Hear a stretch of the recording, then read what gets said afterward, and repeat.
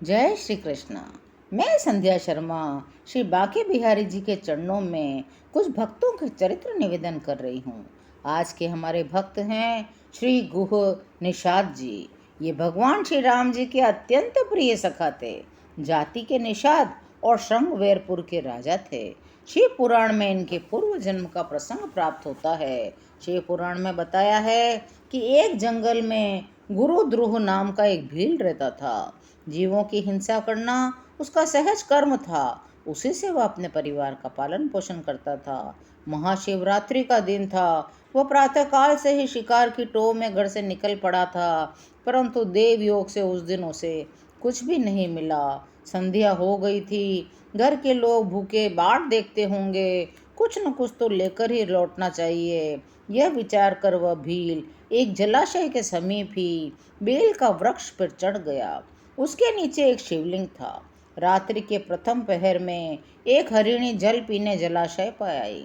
भील हर्षित होकर अपना धनुष बाण संभालने लगा। इसी से उसके शरीर के हिलने से कंधे पर लटकती हुई जल भरी तुम्बी से कुछ जल छिड़क कर शिवलिंग पर जा गिरा और धनुष बाण के संचालन से बिल्व पत्र टूट पर शिवलिंग पर जा पड़ा। इस अचानक संपादित हुए उस सुकृत से उस भील का बहुत सा पाप तत्काल नष्ट हो गया। इतने में ही उस हरिणी की दृष्टि व्याध पर गई। हरिणी बोली, व्याध, मैं अपने बच्चों को, अपनी बहन को अथवा अपने स्वामी को सौंप कर अभी आती हूँ।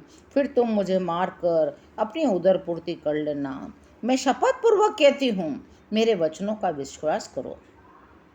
शिव अर्चन की पुण्य प्रभाव से व्याध को उस समय दया आ गई और उसने हरिणी को छोड़ दिया। थोड़ी देर बाद हरिणी की दूसरी बहन, दूसरी हरिणी वहीं जल पीने के लिए आई।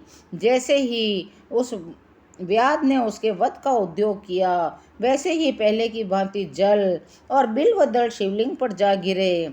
इस हरिणी ने भी व्याध से पहले ही हरिणी के समान वार्ता की। व्याध ने इसे भी छोड़ दिया। इतने में एक हष्ट पुष्ट हिरण आया। वह जल की ओर बढ़ता दिखाई पड़ा।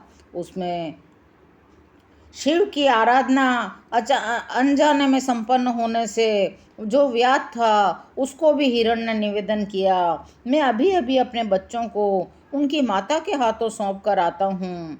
व्याध यद्यपि स्वयं बहुत भूखा था, परिवार के लोग भी भूख से उसके आने की बाट देख रहे थे, लेकिन शिवजी पर 2 बार जल और बिल्व पत्र चढ़ जाने से उसके समस्त पाप नष्ट हो गए थे। उसका हृदय शुद्ध हो गया था।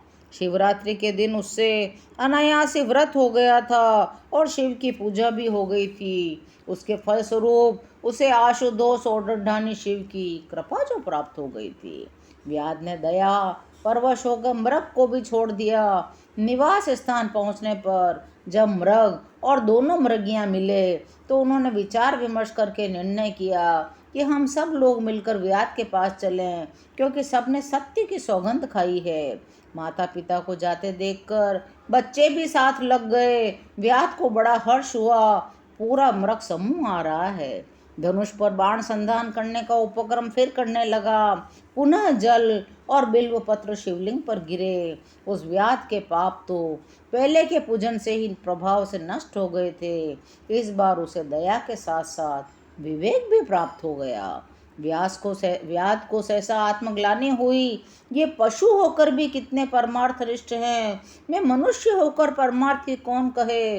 स्वार्थ से भी विमुख रहा। उचित रीति से मैं उदर पूर्ति करने में भी असमर्थ रहा। धन्य है ये मृग और मेरे जीवन को बार बार धिक्कार है। उसे इतना ज्ञान प्राप्त हुआ, वह कहने लगा अपने बाणों को रोककर, श्रेष्ठ मृगों, तुम धन्य हो, तुम्हारा कल्याण हो, तुम जाओ। व्याध के ऐसा कहने पर भगवान शिवजी ने तत्काल प्रकट होकर अपने दिव्य स्वरूप का दर्शन उसको कराया।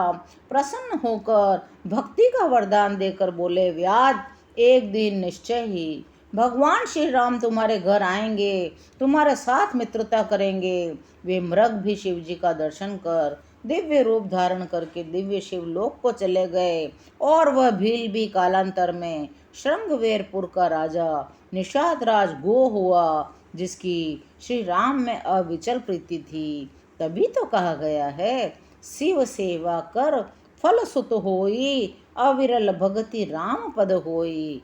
निषाद राज गुह और श्री राम जी के प्रथम मिलन की बड़ी मधुर कथा संत महानुभाव वर्णन किया ही करते हैं। आज की कथा यहीं विराम लेती है। इसी घोष निषाद जी की कथा अगले अंक में। जय श्री कृष्ण।